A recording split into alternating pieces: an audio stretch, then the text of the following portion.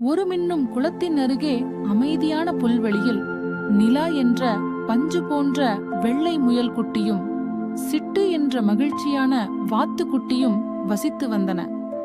அவர்கள் சிறந்த நண்பர்கள், எப்போதும் ஒன்றாக உலகை ஆராய்ந்து கொண்டிருந்தனர். ஒரு வெயில் பிரகாசிக்கும் காலை வேளையில் நிலா சித்துவிடம் குதித்து, வானவில்லின் முடிவை கண்டுபிடிப்போம் என்றாள். சிட்டு உற்சாகத்தில் தன் சிறிய இறக்கைகளை அசைத்தாள். ஒருவேளை அங்கே புதையல் இருக்கலாம். எனவே சிறகுகளை விரித்து அவர்கள் புறப்பட்டனர்.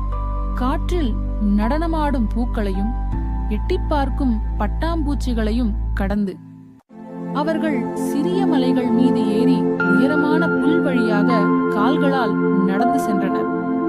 ஆனால் மேகங்கள் கூடி மழைத்துளிகள் விழத் தொடங்கியதும் நிலாவின் மென்மையான ரோமங்கள் நனைந்தன. சிட்டு நடுங்கத் தொடங்கியது. நாம் வீட்டிற்கு செல்ல வேண்டும், நிலா மெதுவாகச் சொன்னாள்.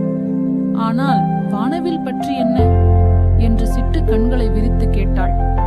அப்போதுதான் மேகங்களின் வழியாக சூரியன் எட்டி பார்த்தது. வானத்தின் குறுக்கே ஒரு அழகான வானவில் வளைந்தது. அது அவர்களின் வசதியான சிறிய குளத்தின் மேலேயே விழுந்தது. அவர்கள் இருவரும் சிரித்தனர். புதையல் இங்கேயே இருந்தது என்றாள் சிட்டு. எங்கள் வீடு. அன்றிலிருந்து ஒவ்வொரு முறை மழை பெய்யும் போதும் அவர்கள் வானவில்லை